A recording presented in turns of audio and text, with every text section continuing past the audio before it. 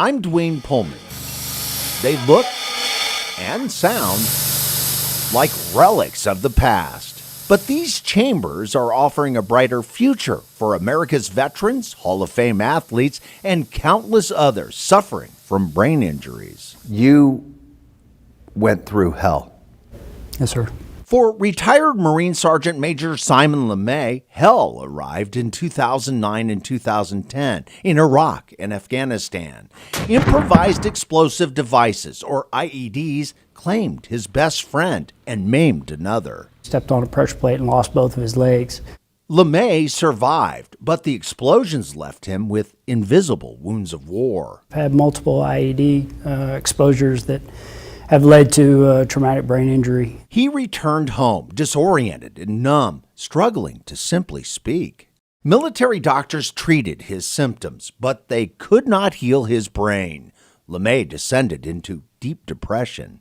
And one day I decided that I'd had enough, and I took a 9mm that I owned and I crawled underneath the bed skirt under the bed to try and end my life. What stopped you? My wife. And I was losing it all because of the brain injury. Retired Brigadier General Pat Maney was in this SUV that was sent airborne by an IED that exploded in Afghanistan in 2005. He too survived, but his traumatic brain injury made it difficult to walk, talk, and think. I could read words, but I couldn't process what they meant. General Maney was treated at Walter Reed National Military Medical Center for 15 months, but there was little improvement. Their advice was tincture of time. Just be patient. Running out of time and patience, family and friends convinced both Maney and LeMay to try hyperbaric oxygen therapy, or HBOT. I had no idea what it was. HBOT places patients inside hyperbaric chambers, delivering 100% oxygen under pressure, pushing it into the lungs, which carry it to damaged parts of the body, including the brain. Sections of this dormant and damaged brain, shown in blue, light up with green from new activity after HBOT. 40 Department of Defense studies over the past decade reveal significant improvement for combat vets suffering from traumatic brain injuries. According to TreatNow.org, a group that advocates for hyperbaric oxygen therapy, of the more than 4,000 combat vets with brain injuries who received HBOT, 8 out of 10 of them are showing significant improvement. Yet the Department of Defense and Veterans Administration, which continue to evaluate HBOT, have yet to approve it for treating more than 1 million veterans suffering from brain injuries. When I asked the VA why HBOT isn't used more, a spokesperson wrote, "There is insufficient medical evidence to recommend HBOT as a treatment for traumatic brain injury." What we're all taught in medical school, there's nothing you can do for brain injury. Dr. Paul Harch, the director of hyperbaric medicine at LSU in New Orleans and founder of HBOT.com, says the medical establishment has long resisted HBOT, even though there's plenty of evidence proving it can work. And we can treat brain injury. And look, here's the evidence. And warriors on the battlefield aren't the only ones trying to treat brain injuries. How many concussions do you think you had? Oh, more than you have fingers and toes. Legendary Hall of Fame linebacker Dave Robinson led the Green Bay Packers to victory in Super Bowls I and II. Now, he blames concussions on the field for causing decades of sleeplessness, agitation, and a murky memory. I can talk to you and everything we said, tomorrow I forget most of it. I don't want to get to that point where I don't recognize my friends and don't know where I am. Who's had a concussion? Show me. Robinson and other football greats are on the board of directors for the Pro Football Retired Players Association, and they all admit they suffer from the effects of concussions. Who worries about the long-lasting effects of all those concussions that you've received, even if it's just one? Are you worried? Yeah. Late last year, the retired players voted to try HBOT themselves. Not surprisingly, 80-year-old Dave Robinson is leading the way, receiving 60 HBOT treatments so far. You feel better? Yes. More memory coming Yes. back. For a man who's already enshrined in the Pro Football Hall of Fame, Robinson says he's not through battling, only now he's replacing the pain on the field with a push to heal. Is HBOT going to be part of your legacy now too? I hope it is.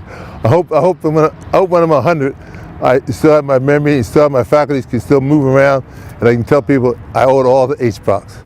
After 120 HBOT treatments, now retired General Maney returned to the bench as Judge Maney. He says he has his life back. I'm a survivor thanks to hyperbaric oxygen therapy.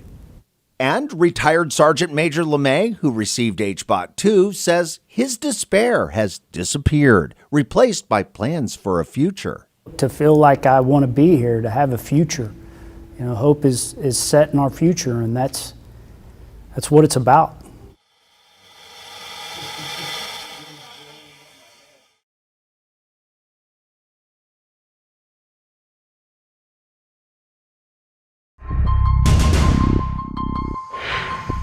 In the summer of 2020, a security camera captured fireworks erupting into a fireball in the hand of Ben Shortreed. As I was lighting it, my life changed forever. It went off. It went off.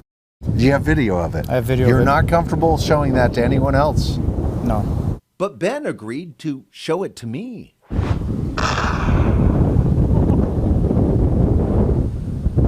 Oh my goodness. An x-ray revealed horrific injuries to Ben's hand. It was torn to shreds. Doctors told him they couldn't save it. I said, cut me at the wrist, I'll get a prosthetic. And that was it. But it was just the beginning of Ben's nightmare. His hand was gone, but I could still feel it.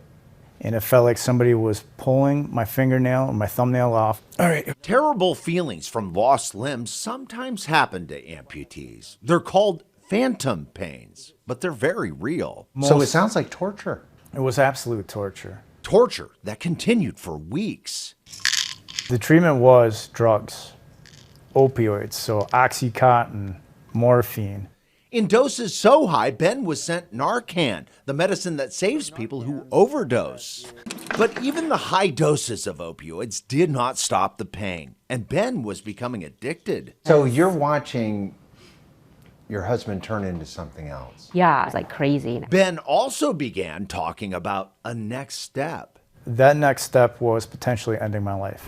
That's when a doctor suggested peripheral nerve stimulation, or PNS. PNS has been around for decades, but SPR Therapeutics, based in Beechwood, Ohio, developed this, Sprint PNS, a cutting-edge device that allows doctors using ultrasound to implant microelectronic leads near a nerve inside the body, attaching them on the outside to this pulse generator, which delivers doses of electricity that interrupt the pathway for pain to the brain. Ben got the go-ahead from the VA to get it. He says the results were immediate.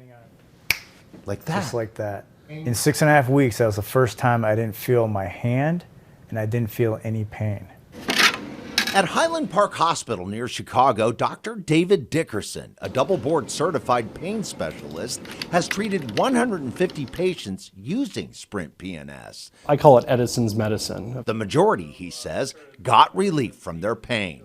We've seen significant success, especially. Dr. Dickerson isn't alone. According to peer-reviewed articles, 7 of 10 patients who receive Sprint PNS get significant and long-lasting pain relief.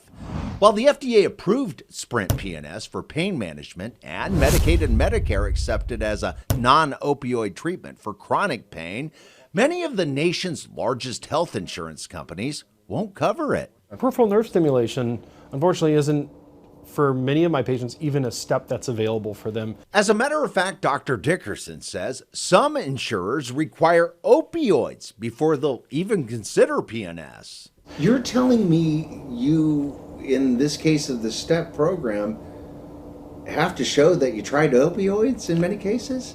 For some policies, yes. Maria Bennett is the president, CEO, and founder of SPR Therapeutics and the inventor of Sprint PNS. If you have a system that still falls back on the pharmaceutical approach, Right. in particular opioids, Right.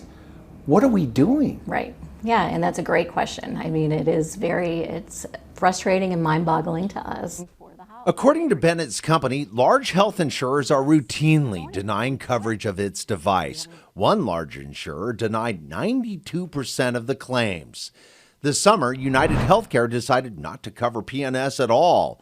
I asked the company why not, and in an email, a spokesperson wrote back stating, "We are aware of recent clinical publications regarding the use of peripheral nerve stimulation to treat pain," adding, "We are currently reviewing our applicable medical policy." Bennett insists data proves her product works. We have developed something that has been somewhat, folks have been waiting for a while, and maybe we have arrived in the right moment of time. The time was right for Ben. After 2 months, his Sprint PNS was removed. Have you had any of the pain since? Zero. Really? Zero pain, zero phantom feeling. It's been great. It's been wonderful. Now he has a new hand. That's pretty cool. And a firm grip on life again, thanks to a high-tech answer to pain relief that doesn't involve pills. Did this procedure and device save your life? 100%. Dwayne Pullman, Local 12 News.